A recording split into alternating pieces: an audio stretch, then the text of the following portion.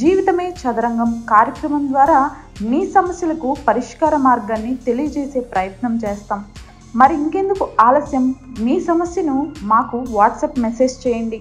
మా నెంబర్ 7799789788. గుర్తుంచుకోండి, కేవలం వాట్సాప్ మెసేజ్ మాత్రమే చేయండి, కాల్స్ చేయొద్దు. మీ వివరాలు గోప్యంగా ఉంచబడతాయి. రఘువీర్ గారు కదండి మీ పేరు? నా పేరు రఘువీర్. ఏంటి మీరేం మాట్లాడాలనుకున్నారు, మీరేం చెప్పాలి అని అనుకున్నారు, ఒకసారి మేడంకి క్లియర్గా ఎక్స్ప్లెయిన్ చేయండి. నా పేరు రఘువీరము. నాకు 67 సంవత్సరాలు. నాకు ఒక కూతురు, ఒక కొడుకు ఉన్నాడు. ఇద్దరు పెళ్ళిళ్ళు అయిపోయినాయి. పెళ్ళిళ్ళు అయినా కూడా మా భార్య ఉన్నప్పుడు అందరూ మంచిగా చూస్తున్నారు. మీ భార్య లేరా ఇప్పుడు? భార్య చనిపోయి 5 సంవత్సరాలు అయింది. ఇప్పుడు ఆమె ఉన్నప్పుడు అన్ని సేవలు చేసేది, అన్ని మంచి చూసేది. ఇప్పుడు నాతో వాళ్ళకి ఏం ఉపయోగం లేదు. అందుకే నేను చాలా చూస్తలేరు. బాధపడకండి రఘువీర్ గారు, ముందు బాధపడకండి. అసలు మీరు చెప్పండి. ఒక మనిషిని పురుగులు చూసినట్టు చూస్తున్నారు. ఇప్పుడు అమ్మాయి దగ్గర ఉంటారా, అబ్బాయి దగ్గర ఉంటారా మీరు? ఫస్ట్ కొన్ని రోజులు మా అమ్మాయి దగ్గర ఉన్నాము. మా అమ్మాయి దగ్గర ఉంటే మా అల్లుడు ప్రవర్తన కొద్ది బాగాలేదు. వాళ్ళిద్దరు గొడవలు పడుతుంటే నేను కూడా చూడలేక వీళ్ళతో మనకి ఎందుకని నేను కొడుకు దగ్గరికి వచ్చేసారు. కొడుకు దగ్గరకు వచ్చి వీళ్ళు కూడా నన్ను సరిగ్గా పట్టించుకోవట్లేరు. సమయానికి ఫుడ్ లేదు. ఉన్న ఆస్తి మొత్తం అందరికి పనిచేసిన, మాకేదో కొద్దిగా ఆస్తి పెట్టుకున్నాం. కొంత ఆస్తి ఉందా మీకు? నాకు కొద్దిగా ఆస్తి ఉన్నదమ్మా. ఇప్పుడు ఆస్తి కూడా వాళ్ళు గొడవ పెడుతున్నారు. అదే వీళ్ళని ఎందుకని చెప్పి కొన్ని రోజులు నేనే వృద్ధాశ్రమంకి వెళ్ళిపోయాను. వృద్ధాశ్రమంకి వెళ్ళిపోయి ఆడున్న కొన్ని రోజులు ప్రశాంతంగా ఉండొచ్చు అనుకుంటే అక్కడ ఏమో పరిస్థితులు నాకు కొద్దిగా సరిపోక మళ్ళీ వచ్చేసిన. ఒక్కొక్కసారి జ్వరం వస్తున్నా కూడా ఏవో గోళీలు ఇస్తారు. డాక్టర్ ఏమన్నాడు, బాబు నువ్వు సమయాన్ని తెచ్చినావు, అదే నువ్వు గోళీలు ఇంకా ఒక వారం వాడుతున్నావు, మనిషి బతకవడమే కాదు, నన్ను చంపాలనిపిస్తున్నారు వీళ్ళు. అయ్యయ్యో, నన్ను చంపేస్తే విడపోతుంది ఇంకా అని వాళ్ళు ఆలోచన చేస్తున్నారు. ఆశ్రమంలో ఉన్నప్పుడు మనకు ఒక ఆమె పరిచయం అయింది. నా బాధని ఆమెకు చెప్పుకుంటే ఆమె కూడా నేను ఆమె ఒక కండిషన్కి వచ్చి సరే ఆమెకు కూడా ఒక వేరే దేశం అంతా పెళ్ళి అయిపోయింది. సరే మన ఇద్దరు పెళ్ళనే చేసుకున్నాము, వచ్చేసాయి, నీకేదో అంత ఆస్తుంది, పెన్షన్ వస్తుంది కదా, దాంతో మనం ఆగి బతకచ్చు. మీ పిల్లలతో ఏమన్నా మాట్లాడమంటారా మమ్మల్ని? మీరే మాట్లాడండి మేడం, మేము మాట్లాడితేనే మా మీదకి మాట్లాడలేకపోతున్నా. అవునవును, మీరే ఏదో చేయాలి మేడం.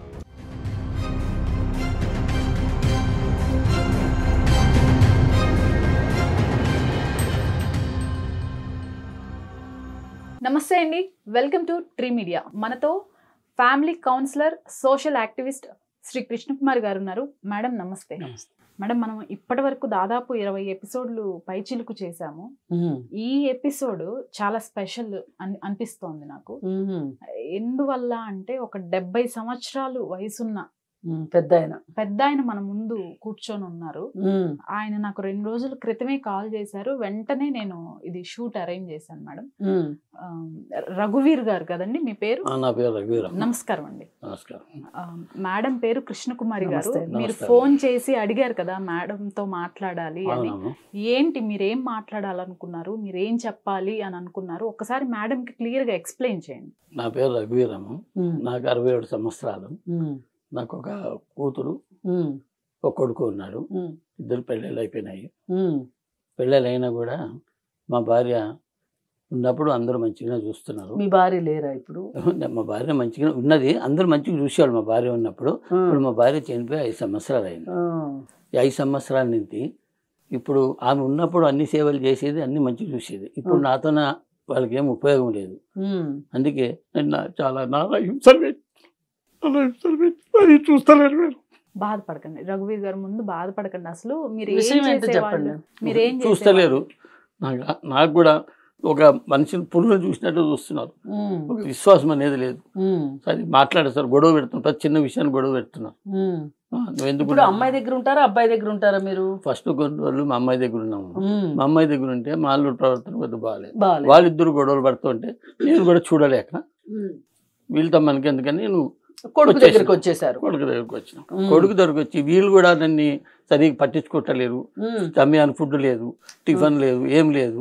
ఉన్న ఆస్తి మొత్తం అందరికి పనిచేసిన, మాకేదో కొద్దిగా ఆస్తి పెట్టుకున్నాం. ఇప్పుడు ఆస్తి గురించి కొంత ఆస్తి ఉందా మీకు? నాకు కొద్దిగా ఆస్తి ఉన్నదమ్మా. ఇప్పుడు ఆస్తి కూడా వాళ్ళు గొడవ పెడుతున్నారు. ఆస్తి కూడా కావాలని గొడవ పెడుతున్నారు, చూస్తలేరు మంచిగా. సరే వీళ్ళని ఎందుకని చెప్పి కొన్ని రోజులు నేనే వృద్ధాశ్రమంకి వెళ్ళిపోయాను. వృద్ధాశ్రమంకి వెళ్ళిపోయి ఆడున్న కొన్ని రోజులు ప్రశాంతంగా ఉండొచ్చు అనుకుంటే అక్కడ ఏమో పరిస్థితులు నాకు కొద్దిగా సరిపోక మళ్ళీ వచ్చేసినాక ఇక్కడ నాకు సరిగా ఏం తోస్తలేదు. ఏం చేయాలో అర్థం అవుతలేదు. సమయానికి ఫుడ్ లేదు, ఏం లేక ఒక్కొక్కసారి జ్వరం వస్తే కూడా పట్టించుకోరు, ఏవో గోళీలు ఇస్తారు. ఆ గోళీలు తీసుకున్నాక మనకు ఏదో ఒక ఎఫెక్ట్ అయిపోతా ఉంది.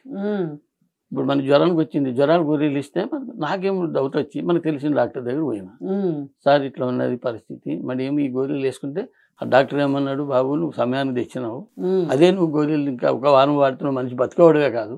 అయ్యో అంటే అప్పుడు నాకేమొచ్చింది, అరే ఇప్పుడు నన్ను చంపాలనిపిస్తున్నారు వీళ్ళు. అయ్యయ్యో నన్ను చంపేస్తే విడపోతుంది ఇంకా అని వాళ్ళు ఆలోచన చేస్తున్నారు. మరి నాకేం చేయాలో అర్థం కాక నేను ఆశ్రమంలో ఉన్నప్పుడు మనకు ఒక ఆమె పరిచయం అయింది.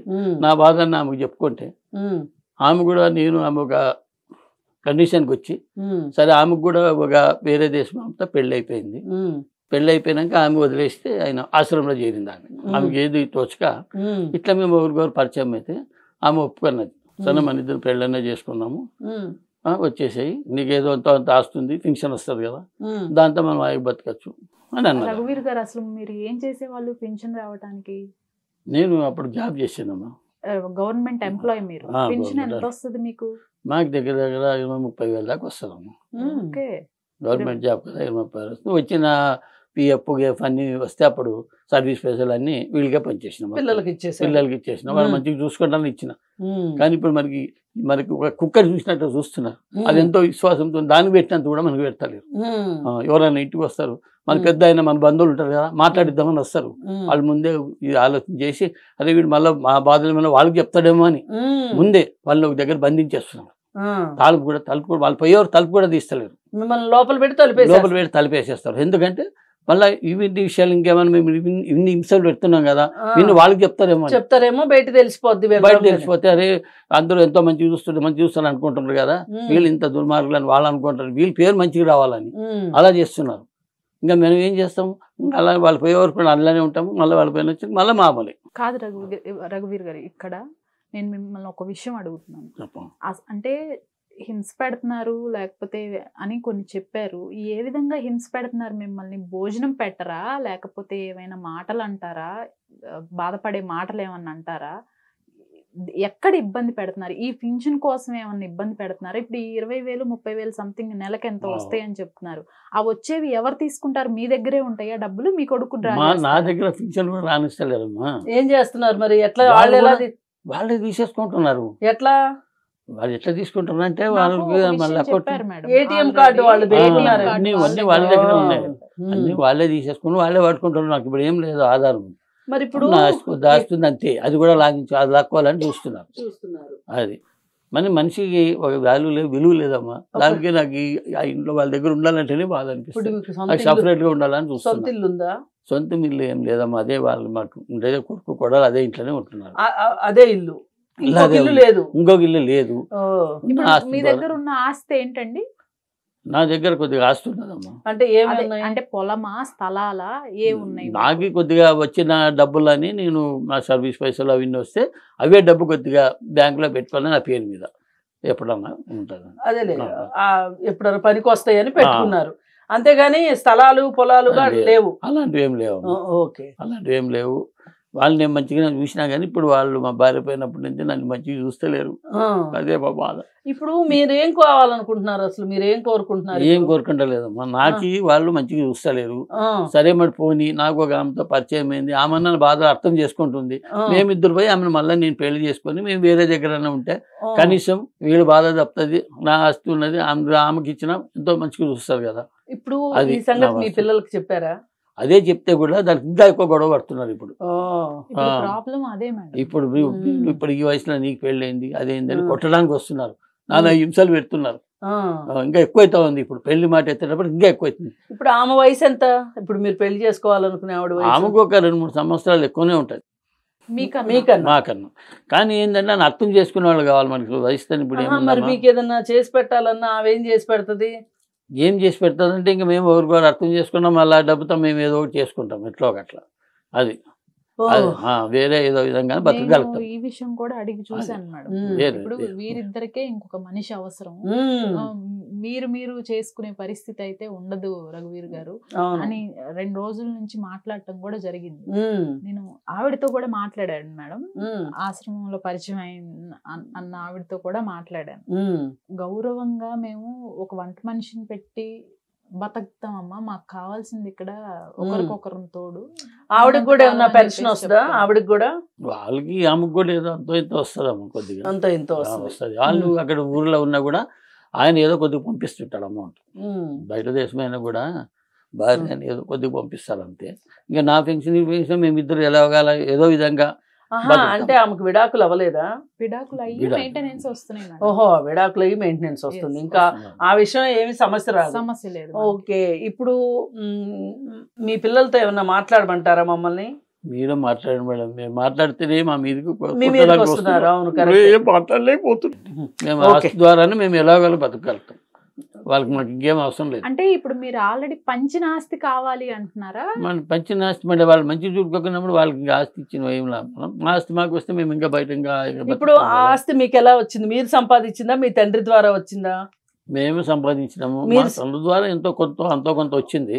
తర్వాత మేమే సంపాదించింది. మేమే సంపాదించుకున్నాం. మీరు ఏమి ఇచ్చారండి అసలు? ఆస్తి ఏమి ఇచ్చారు? పాపకి ఏమి ఇచ్చారు? మీ బాబుకి ఏమి ఇచ్చారు? ఉన్న దాంట్లో ఇచ్చినాము. మంచి ఘనంగానే పెళ్లి చేసినాము, అన్ని మంచిగానే చేసినాము.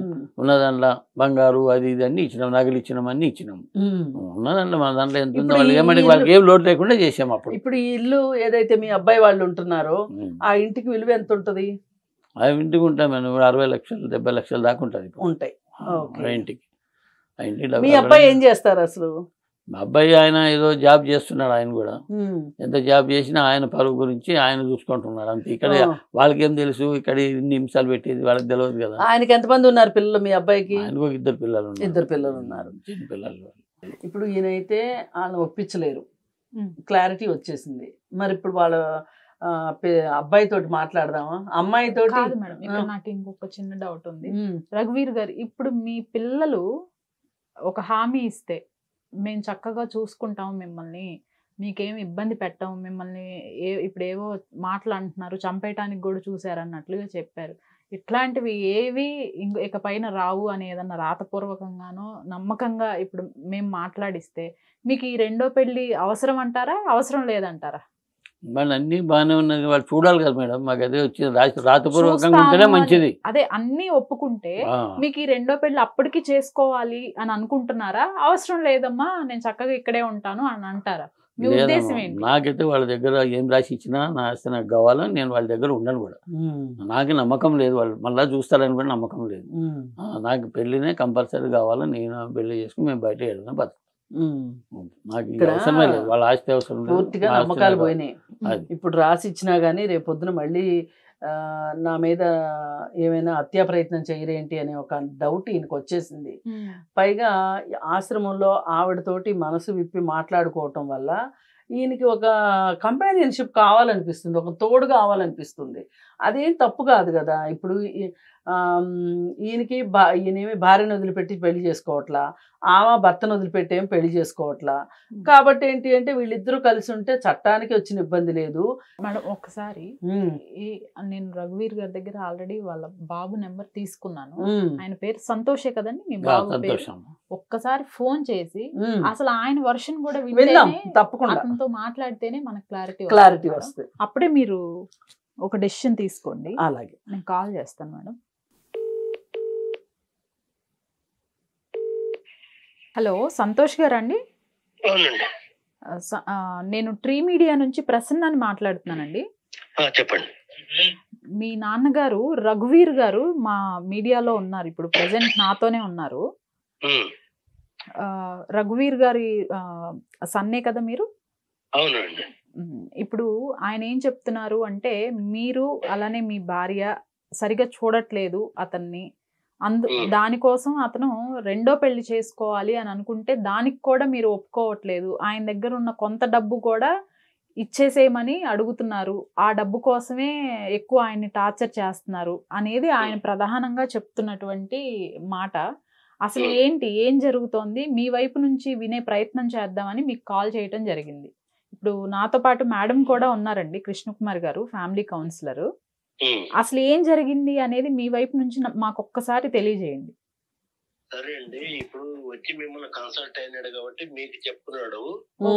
కనీసము కొడుకున్నాడు, కోడలుంది అనేది కూడా ఆలోచన చేయకుండా అతను రెండో పెళ్లికి చేసుకుంటే నా పరువు ఏం కావాలి, నేను ఉండే సమాజంలో ఎవరికైనా మీ నాన్న ఇలా చేసినాడంటే నేను ఎలా తలెత్తుకొని బతకాలండి? ఇప్పుడు అవునండి, ఒక మాట అండి, మీరు మా నాన్నకి పెళ్లి సినిమా చూసారా?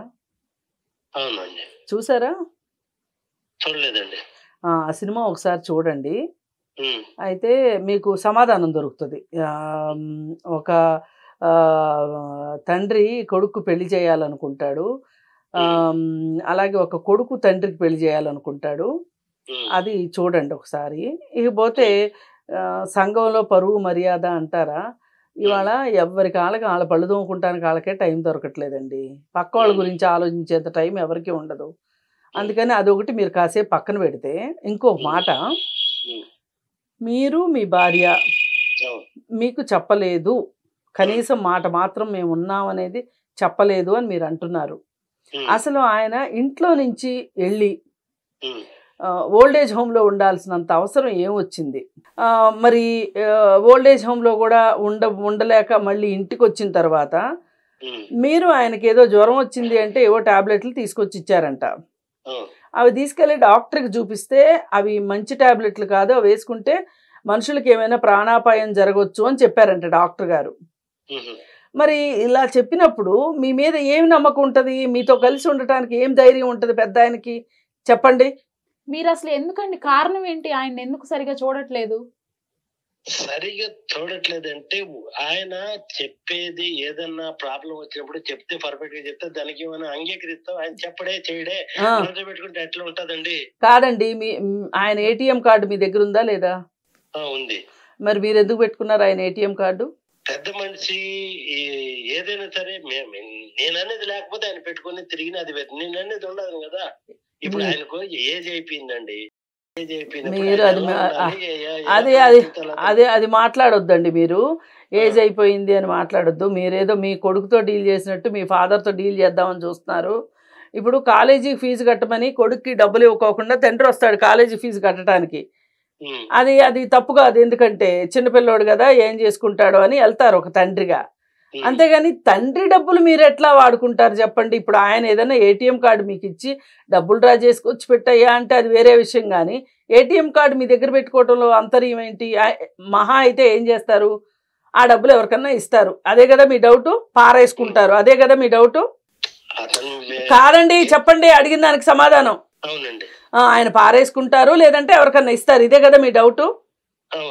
అలాంటప్పుడు అలాంటిది ఏదన్నా జరిగితే చూడు నాన్న, నీ దగ్గర కార్డు ఉంటే ఇట్లా అవుతుంది, మిస్యూజ్ అన్నా అవుతుంది, లేకపోతే ఎక్కడన్నా పడేసుకుంటావు, నేను ఉన్నాను కదా నీకేం కావాలన్నా అని చెప్పుకోవాల్సింది పోయి మీరు ఏటీఎం కార్డు తీసుకొని మీ దగ్గర పెట్టేసుకుంటే అంటే ఇక ఆయన ఎక్కడికి వెళ్ళటానికి లేకోకుండా చెయ్యాలన్నా మీ ఉద్దేశం?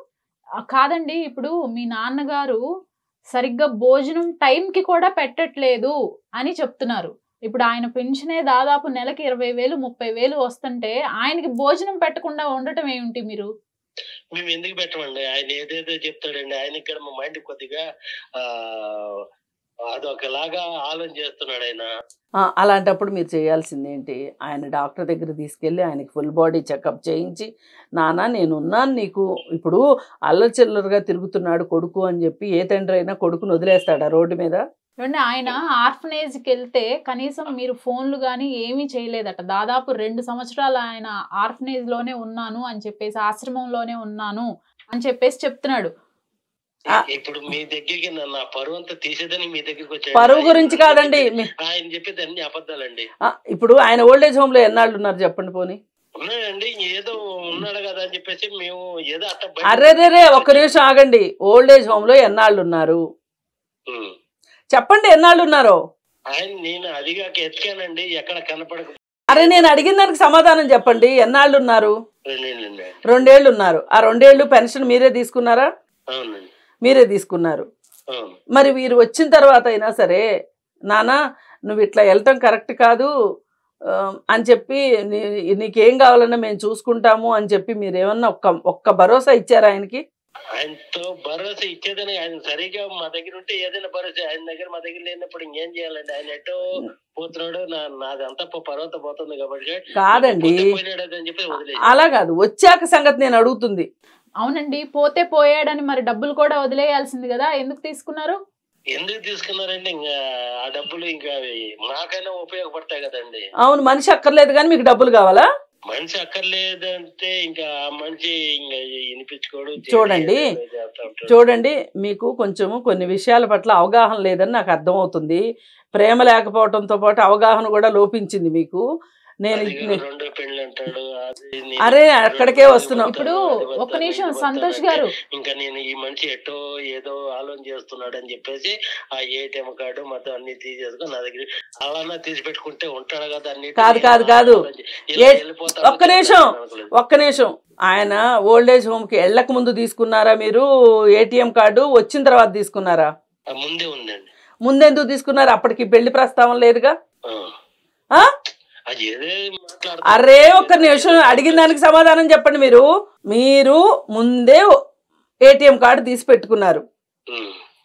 ఇప్పుడేమంటున్నారు? ఆయన పెళ్లి గిళ్ళి అంటున్నాడు కాబట్టి ఏటీఎం కార్డు దగ్గర పెట్టుకున్నాను అని చెప్తున్నారు. ఒక విషయం చెప్పండి సంతోష్ గారు, ఇప్పుడు పెళ్లి ప్రస్తావన ఆయన ఎందుకు తీసుకొచ్చారు? ఇప్పుడు మీరు చూసుకోవట్లేదు కాబట్టే ఆయన పెళ్లి చేసుకొని వేరేగా ఉందాం అని అనుకుంటున్నారు కదా. అది ఇప్పుడు ఆశ్రమం నుంచి వచ్చాకే కదా పెళ్లి ప్రస్తావన తీసుకొచ్చారు, అంతకు ముందు కూడా అన్నారా? వేరే వాళ్ళతో అంటా ఉంటే నాకు వేరే వాళ్ళు అంటేనే అలా ప్రవర్తించాను. లేదండి, ఆయన మాకు క్లియర్ గా చెప్పారు. ఆయన ఆశ్రమంలో ఆవిడ పరిచయం అయిన తర్వాతే ఆయనకి పెళ్లి చేసుకోవాలనిపించింది. అంతకుముందు ఎప్పుడూ ఆయనకు ఆ ఉద్దేశం లేదు. మీరు మాకేదో సగం చెప్పి సగం దాచిపెడితే మేమేదో నమ్మేస్తామని మీరు అనుకోవద్దు.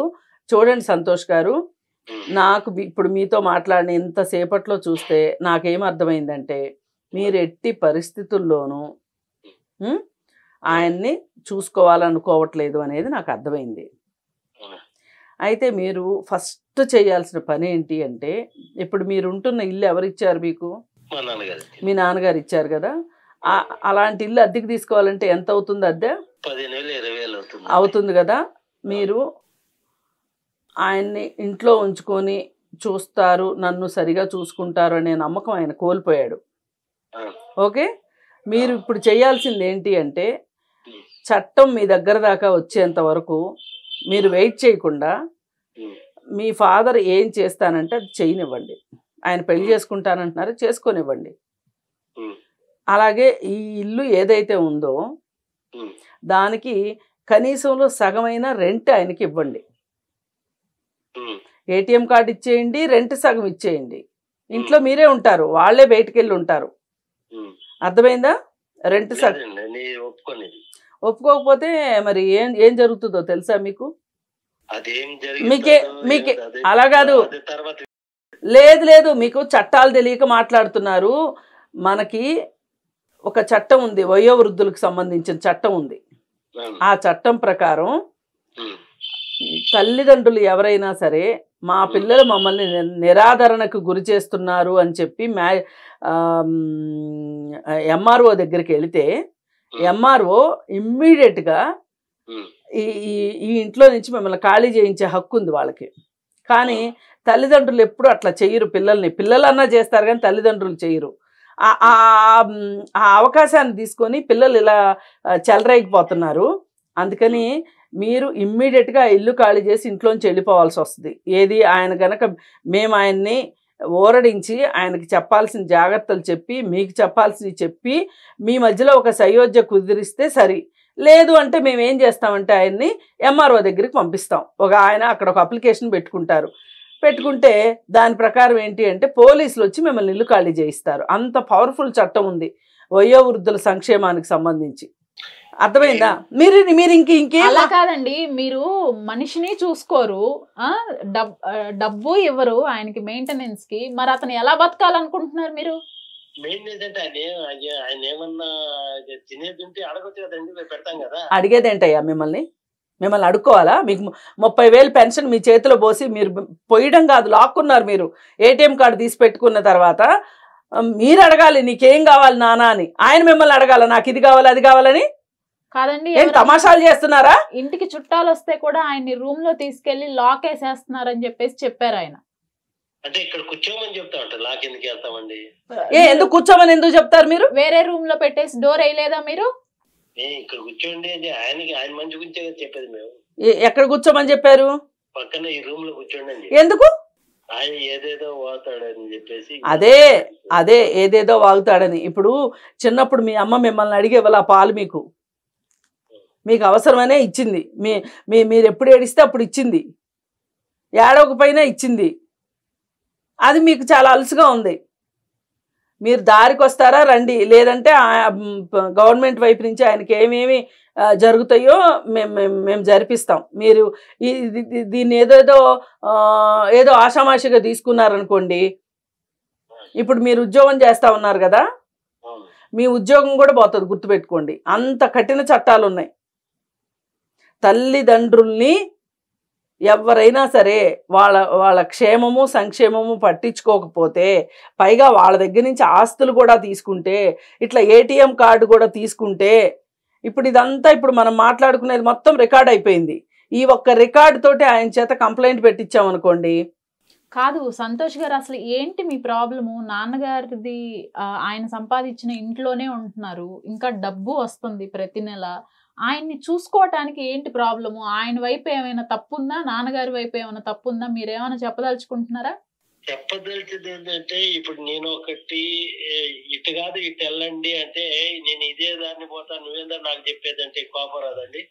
అంటే ఏం చెప్తారు మీరు? ఎక్కడ ఏ విషయంలో? ఇప్పుడు ఆయన ఒక ముద్ద తిని ఇంట్లో ఉండే పర్సన్ ఆయన. లేదండి, మీతో అట్లా చెప్పుకుంటున్నాడు కానీ. ఏం చేస్తారు ఆయన? నాకు అదే చెప్పండి. ఎందుకు అంటే ఇన్ని ప్రయోజనాలు పొంది కూడా కన్న తండ్రికి చూసుకోలేని పరిస్థితికి ఎందుకు వచ్చారు? మమ్మల్ని కూడా కొద్దిగా టార్చర్ పెట్టినాడు ఆయన. ఏమని పెట్టారు? ఏంటి టార్చర్ ఏంటో చెప్పండి. టార్చర్ ఏంటంటే ఏదన్నా చెప్పినప్పుడు గొనుగుతానే ఉంటాడు, చేస్తానే ఉంటాడు. ఇంకా మేమేమో నువ్వు ముజం అయినప్పుడు గమ్మ కూర్చోదా, పెట్టి కాడికి పెడతామని తినే కాడ చెప్పినా గానీ ఆయన మేమేంది నాకు పెట్టేది, నా పింఛన్ వస్తుంది, ఆయన అంత రుబాబుగా మాట్లాడతాడండి. అవును కదా, ఆయన పెన్షన్ వస్తున్నమాట వాస్తవా కదా? ఇది టార్చర్ రావట్లేదని అనలేదు కదా. ఇప్పుడు ఈ వయసులో కొడుకు మాట వినకపోతే ఇంకెట్లా? ఎందుకు వినాలయ్యా నీ మాట? ఎందుకు వినాలి చెప్పు? నువ్వేమన్నా బాగా చూసుకుని, అలా కాదు, నువ్వు బాగా చూసుకుని ఆయన్ని, నిన్ను చిన్నప్పుడు ఎట్లా చూసుకున్నారో నువ్వు ఇప్పుడు ఆయన్ని అట్లా చూసుకుంటే అనుకోవచ్చు. నీ వైపు నుంచి ఇప్పుడు నువ్వు మాతోనే ఎంత పెడర్థంగా మాట్లాడుతున్నావు నాకు అర్థం కాదు. ఎటువంటి తట్టువని మాట్లాడుతున్నావు నువ్వు ఇందాక నుంచి. అట్లా కాదు. సరే మేడం వచ్చాడా మీ దగ్గరికి, అయ్యో ఇలా జరుగుద్ది అనుకోలేదు అనే ఒక మాట తీరు వేరుంటుంది. ఇలా డబాయించినట్టు మాట్లాడటం తీరు వేరుంటుంది. నేను మీరు మాట్లాడుతుందంతా కనిపెట్టి ఈ మాట చెప్తున్నా నేను. ఇప్పుడు మీరు ఫైనల్ గా చెప్పండి సంతోష్ గారు, ఇప్పుడు ఏంటి? ఇప్పుడు మీరు ఆయన ఇష్టం అతనిదండి, ఆయన పెళ్లి చేసుకుంటారా చేసుకోరా అనేది సెకండరీ మ్యాటరు. ఇప్పుడు ఆయనకి సంబంధించిన ఏటీఎం కార్డు ఆయనకి ఇవ్వాల్సిందే, ఆయన పెన్షన్ డబ్బులు ఆయన వాడుకుంటారు. ఆయనకి ఇష్టం అయితే మీకు ఇస్తారు ఎంతో కొంత. దాంతో పాటు మీరు ఇప్పుడు ఆయన ఆస్తి కూడా మీకు ఇచ్చున్నారు కాబట్టి మీరు నెల నెల ఏదైనా ఇస్తారా ఇవ్వరా, ఒప్పుకుంటున్నారా ఒప్పుకోవట్లేదా? దీనికి ఏదో ఒక సమాధానం చెప్పండి. ఇది ఇలా వెళ్తూనే ఉంటుంది. సరే అండి, ఇప్పుడు ఆయనకి 2 పెళ్లి చేసుకుంటానంటే దానికి మటుకు అంగీకరించేది లేదు, ఆయనకు రూపాయి కూడా ఇచ్చేది లేదు, పెట్టేది లేదు. చేసుకుని మీ దగ్గర ఉంటానంటే ఒక ముద్ద పెడతామండి. ఏంటది? ఆయన లేదు నా పాడికి నేను 2 పెళ్లి చేసుకుని బతుకుతాను అంటే రూపాయి ఇచ్చేది లేదు, పెట్టేది లేదు. లేదు మీ దగ్గరే ఉంటానంటే ఆయన ఏది మేము ఏం తింటామో అది కూడా ఆయనకే పెడతాం. అలా అయితే ఓకే. లేదు మళ్ళీ అది ఇది ఏదేదో వాగినాడంటే నేను సహించేది లేదండి. అంటే మీకు ఆయన మాటలు వాగుడులాగా అనిపిస్తుంది అనమాట. ఇట్లయితే కష్టం అండి సంతోష్ గారు.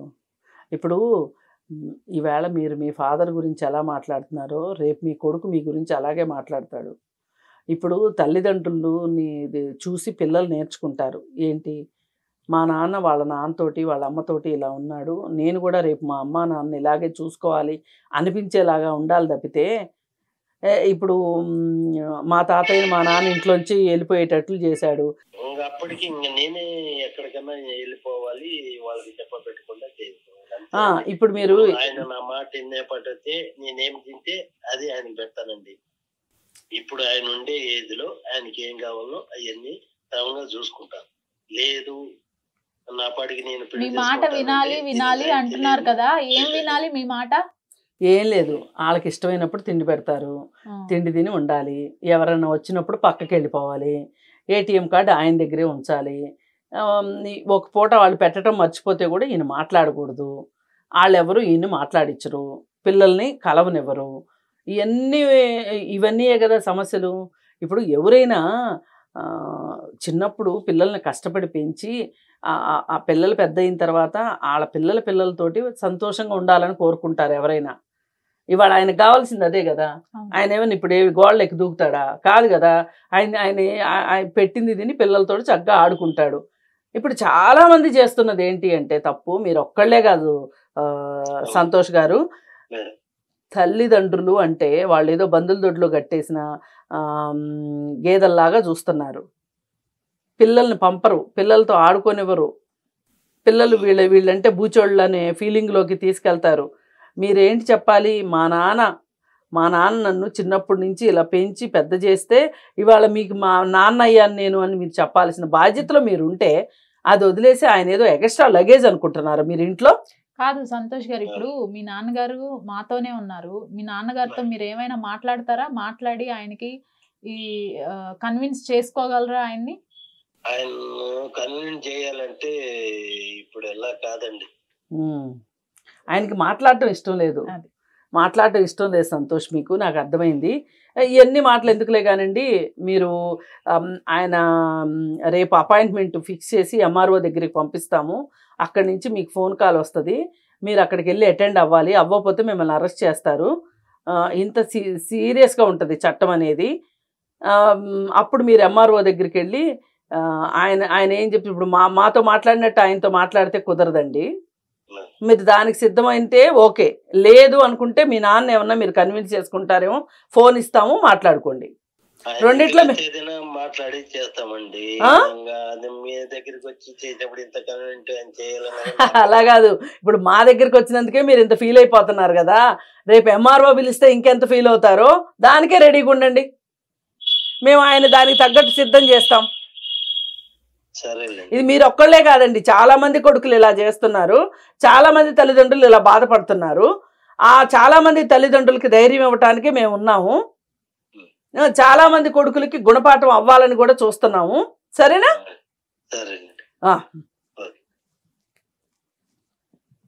చూడండి, ఈ గొడవలన్నీ ఎందుకు, నేను వెళ్ళేసేసి వాళ్ళ దగ్గరే ఉంటాను అంటారా?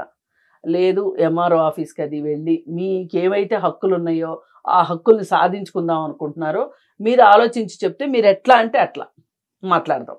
మాకైతే వాళ్ళ దగ్గర ఉండడం ఇష్టం లేదండి. ఇష్టం లేదు. మీరు అన్నట్లు ఎంఆర్ఓ ఆఫీస్కి పోతాము, మా బాధలు మేము చెప్పుకుంటాము, మాకేమి ఇచ్చినా వాళ్ళు ఇచ్చిన రూపాయి మేము ఉన్నంత వరకే మేము వాడుకుంటాం, తర్వాత అంతా వాళ్ళకే పోతాం కదా. అవును, మేము ఒక్క రూపాయి కూడా తీసుకోపోము కదా. అది అర్థం చేసుకుని ఆయన ఫాలో కమ్మాం. ఏమన్నా చెప్పండి. ఆయన వినటానికి సిద్ధంగా లేరు. మీరు ఎంఆర్ఓ ఆఫీస్కి వెళ్ళడమే కరెక్ట్. మీరు ఏ ఏరియాలో ఉంటారు? అక్కడ చక్రపురం. చక్రపురం అంటే ఎక్కడది? ఆ ఏరియాలో ఎంఆర్ఓ ఎవరో చూసుకొని మీరు ఎంఆర్ఓ దగ్గరికి వెళ్ళండి. వెళ్ళి ఈ బాధలన్నీ మీరు రాసుకొని మేము ఇట్లా కౌన్సిలింగ్ కూడా వెళ్ళామండి, వాళ్ళు చెప్పినా వెళ్ళలేదండి, అందుకే వాళ్ళే చెప్పారు మీ దగ్గరికి వెళ్ళమని అని చెప్పండి. చెప్పి మీకు ఇది వీడియో అంతా ప్రూఫ్ గా కూడా నేను మీకు ఇచ్చేస్తానండి, సాఫ్ట్ కాపీ ఇస్తాను. మీరు ఇక లీగల్ గా వెళ్లాల్సింది తప్పితే ముందుగా ఏంటంటే మేడం, ఇప్పుడు ఆ ఏటీఎం కార్డు అది కూడా మనం బ్లాక్ చేయించడానికి ఉంటుంది. ఎంఆర్ఓనే చేయిస్తారు అది. బ్లాక్ చేయించాల్సిన అవసరం లేదు. ఈయన వెళ్ళిన వెంటనే అతనికి ఫోన్ చేసి రమ్మంటారు. వచ్చేటప్పుడు ఏటీఎం కార్డులో అవన్నీ పట్టుకురమ్మని వాళ్ళే చెప్తారు. అక్కడికి ఇప్పుడు మళ్ళీ బ్లాక్ చేయించామనుకోండి, మళ్ళీ దాన్ని అది చేయించడం ఇది చేయించడం కష్టం అయిపోతుంది. ఎందుకు ఎంఆర్ఓ గారు ఖచ్చితంగా తెప్పిస్తారు ఏటీఎం కార్డు, ప్రాబ్లం ఏం లేదు. అసలు ఈయన కోరుకుంటే ఇల్లు కూడా వాళ్ళని ఇల్లు ఖాళీ చేయమని కూడా చెప్తారు. ఆయన ఇల్లు అవేం అడగట్లేదు మరి జస్ట్ కొంత మెయింటెనెన్స్, ఆ పెన్షన్ అమౌంటే ఆయనకి దక్కేటట్లు చూడమన్నారు. పెన్షన్ డబ్బులు సరిపోవు కాబట్టి కొంచెం డబ్బులు ఇమ్మని అడుగుతున్నారు. సరే ఏదైనానండి, మీరు వాళ్ళ ధైర్యం చేసి ఇక్కడికి వచ్చారు. చాలా మంది తల్లిదండ్రులు కుమిలిపోతున్నారు ఇళ్లలో. అలాంటి వాళ్ళకి మీరు ఒక రకంగా ఒక ధైర్యాన్ని ఇచ్చినట్లు అయ్యారు. మేము కూడా సాధ్యమైనంత వరకు ఎవరైనా సరే పిల్లల వల్ల ఇబ్బందులు పడుతున్న తల్లిదండ్రులు ఎవరైనా ఉంటే గనక, మీలాంటి పరిస్థితుల్లో ఎవరైనా ఉంటే మమ్మల్ని అప్రోచ్ అయితే మేము వాళ్ళకి తగిన సహాయం చేస్తాము. లేదు అనుకుంటే ఫ్యామిలీని కూర్చోబెట్టి కౌన్సిలింగ్ అయినా చేస్తాము. ఇప్పుడు మీ విషయంలో అతనితో అంత మాట్లాడడానికి ప్రయత్నం చేశాం, అతను ఏమి వినట్లేదు. విన్నప్పుడు మనం ఏం చేస్తాం, ఏం చేయలేం కదా. అందుకని చెప్పి మీరు ఎంఆర్ఓ ఆఫీస్కి వెళ్ళి ఇట్లా పలానా చోటు నుంచి కూడా వచ్చాను, పలానా వాళ్ళు చెప్తే వచ్చామని కూడా మీరు చెప్పండి. చెప్పి ఇదిగోనండి మా అబ్బాయి ఫోన్లో ఇంత బాగా మాట్లాడాడు, మరి ఇది ప్రూఫ్, ఒక రకంగా ప్రూఫ్ చెప్తే ముందు నాకు అర్జెంటుగా ఏటీఎం కార్డు కావాలండి అని చెప్పి అడగండి. పైగా 30,000 పెన్షన్ వచ్చే మిమ్మల్ని అనాథాశ్రమానికి వెళ్తుంటే ఏమీ మాట్లాడలేదు, పైగా మీరు ఎక్కడున్నారో తెలియదని చెప్తున్నాడు, వెతికానని చెప్తున్నాడు. మీ దగ్గర సెల్ ఫోన్ లేదా అండి మీకు? మరి మీ సెల్ ఫోన్ కి ఫోన్ చేయొచ్చు కదా. మీ అబ్బాయి చేశాడా ఎప్పుడన్నా? ఎప్పుడు చేయలేదు కదమ్మా. అదే చేయలేదు. మీరు చేశారా? మీరు చేసేమైనా? చేయలేదు. మేము చేసినా లేపడు, లిఫ్ట్ చేయడు. పని ఆయన ఇందాక ఏం అబద్ధాలు చెప్తున్నాడు, నేను వెతికాను అని చెప్తున్నాడు. అన్ని వట్టిదేనండి. మాకు అర్థమైపోయింది అతని మెంటాలిటీ. మీరు ఇవాళ వాళ్ళ ఇంట్లో అదనపు లగేజీ, అర్థమైందా? మీరేం బాధపడకండి, మీరు మీ బాధ్యత ప్రకారం మీరున్నారు. పిల్లాడిని కన్నందుకు పెంచారు, చదివించారు, పెళ్లి చేశారు, అలాగే ఇల్లు ఇచ్చారు, ఆయన కాళ్ళ మీద ఆయన నిలబడేటట్లు చేశారు, అన్నీ చేశారు. మీరు ఇన్ని మీ బాధ్యతలు మీరు సక్రమంగా నిర్వహించిన తర్వాత బాధ్యత లేకుండా అయిపోయింది వాళ్ళు. ఎప్పుడైనా మనిషికి హక్కులే కాదండి, బాధ్యతలు కూడా ఉంటాయి. మరి ఆ బాధ్యతలు లేకుండా అతను పారిపోయాడు. మీరేం బాధపడొద్దు, మీరు ఎంఆర్ఓ దగ్గరికి వెళ్ళండి. మీకు ఏదైనా ఇబ్బంది ఉన్నా అక్కడి నుంచి కూడా ఫోన్ చేయండి, ఫోన్ చేపిస్తాం. మీరే ఏదో సాయం చేసి తప్పకుండా సాయం చేస్తామండి. మీరు ఈ రెండో పెళ్లి గురించి మరొక్కసారి ఆలోచించుకోండి. కానీ ముందుగా అయితే ఈ పెన్షన్, మీకు రావాల్సిన అమౌంట్స్ ఇవన్నీ సెటిల్ చేసేసారు. ముందు మీ ఏటీఎం కార్డు మీరు తీసుకొని ముందు మీకు ఆర్థిక భద్రత అనేది అయితే ముందు మీకు ఏర్పడుతుంది, ప్రాబ్లం లేకుండా ఉంటుంది. మరి నాకు ఇక్కడ ఒక చిన్న డౌట్ అండి. ఇప్పుడు ఏటీఎం కార్డు అతని దగ్గర ఉంటే ఆశ్రమంలోకి వెళ్ళినప్పుడు లేకపోతే మీ అవసరాలకి మీరు ఎలా వాడుకున్నారు అమౌంట్, డబ్బు కానీ? ఆశ్రమంలో మనకి ఏదో కొద్దిగా ఉంటుంది కదా, దాని ద్వారా ఏదో విధంగా మీరు డబ్బులు పెట్టుకున్నారు అని అన్నారు కదా, ఏదో కొంత దానిలో ఏమైనా వాడుకుంటూ వచ్చారు? దాంట్లోనే మరి వాళ్ళు ఇంకా వేరే ఏం లేదు కదా, మనకి వేరేది ఏం లేదు కదా. ఏం పర్లేదు, ఇప్పుడు జబర్దస్త్గా తీసేసుకున్నారు. మరి అది పర్లేదండి. ఇప్పుడు అన్ని దౌర్జన్యాలే. ముందైతే ఏటీఎం కార్డు తెప్పించేసేద్దాము. ఆ అమౌంట్స్, మీ పెన్షన్ అమౌంట్ ఏదైతే ఉందో దానిపైన పూర్తి హక్కు మీకే ఉంటుంది. మీరు ఇల్లు ఎలానో వద్దు అంటున్నారు కాబట్టి కనీసం మంత్లీ ఇంకొంచెం ఎక్స్ట్రా పేమెంట్ యాడ్ అయితే 10,000 ఇచ్చారు అనుకోండి వాళ్ళు. ఇప్పుడు వాళ్ళకి ఇల్లు లేదు, అద్దెంట్లో ఉంటున్నాం అనుకుని 10,000 ఇచ్చారనుకోండి, అంటే అసలు అలాంటి మనసే ఉంటే సమస్య ఇక్కడ దాకా రాదు. ఇక్కడ దాకా వచ్చిందంటేనే వాళ్ళు మొండి వాళ్ళని అర్థం. ఆయన అమౌంట్ వచ్చినా ఆయనకి సరిపోతాయి మేడం, సరిపోతాయి.